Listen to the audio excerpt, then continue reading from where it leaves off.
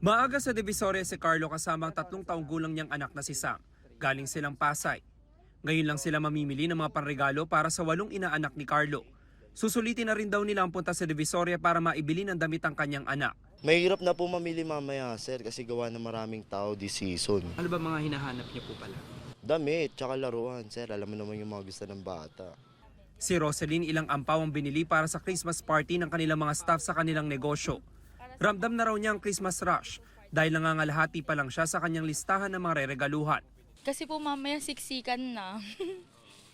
Kaya inagahan na namin kasi last minute na yung iba. May checklist ako kung chine-checkan ko yun pag okay, accomplished na, ganyan. So ngayon nakakalahati na. Medyo madami-dami po kasing staff namin sa store. Mabenta ang mga laruan na 25 pesos hanggang 35 pesos ang kada isa. Mula sa mga laruang baril, kotse, billiards, kitchen set at board games. Mabili rin siya kasi pagdating ng pwede rin po siya pang regalo, pwede rin pang tinda sa pinapakyaw rin. Alin ang pinakamabenta? Ito mga pambabae, saka yung mga baril-barilan. Ang mga terno pambabae, 100 pesos hanggang 150 pesos. Ganyan din ang presyo ng mga pantulo. Sa panlalaki, 200 pesos sa mga t-shirt at sando.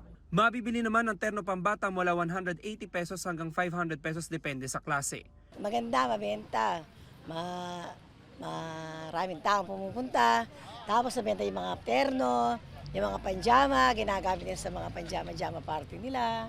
Saka yung mga duster, yung mga pambata, lahat nabenta talaga ngayon. Patok din sa mga mamimili ang mga panregalong towel set na 120 pesos. Mabibili naman ng sling bag mula 3 for 100 pesos yung maliliit hanggang 250 pesos kada peraso yung malalaki. Si Bella halos mapuno na ng mga pinamili ang daladala niyang malaking plastic. Dinayo raw niya talaga ang Divisoria. Medyo mura, sir, marami mapagpilian. Ano ba mga hinahanap niyo?